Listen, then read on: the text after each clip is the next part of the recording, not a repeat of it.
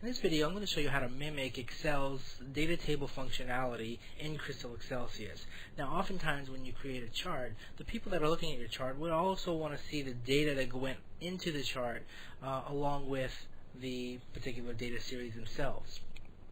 So, in this particular example, I've got revenue by month, but not only do I see the revenue by month trending in the chart, but I also see the particular data points that make up the chart.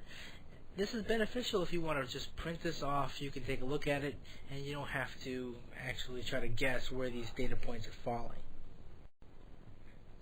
So it starts off very basic. I've got a simple chart here. I've done a little bit of formatting, but nothing too fancy. And what I'm going to do here is I'm going to add a component called the grid component, and it's under the other category. So just select it, plop it on here, and I've got a grid component. I'm going to expand this out a little bit, make sure I've got enough room, and I'm going to double click on it. I'm going to say link to cell, and I'm going to link it to these particular cells, a block of data that makes up my chart, January through December, and I'm going to include the headers, and press OK. Now what that gives me is a grid that actually represents the cells that I linked to. I'm going to double click on it again and go to appearance this time, and I'm going to say the appearance is, let's say, make it 8-pitch font. Okay, so now I've got a situation where I've got January through December shown here in a table. Now I'm going to go ahead and line it up here, make sure I have it lined up to what the chart is actually showing here.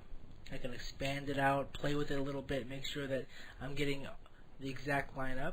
So now that it's lined up, I'm going to double click on the chart here, and I'm going to say titles or x-axis. I'm going to unclick show labels on x-axis because I don't need these labels anymore. I've got them here in this particular data grid. Now I'm going to add another data grid,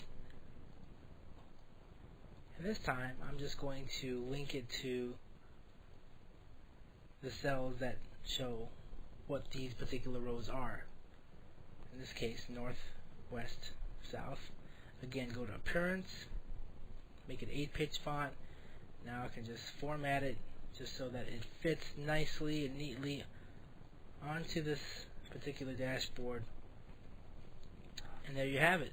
Nice data table here, made up of two components, quite easy to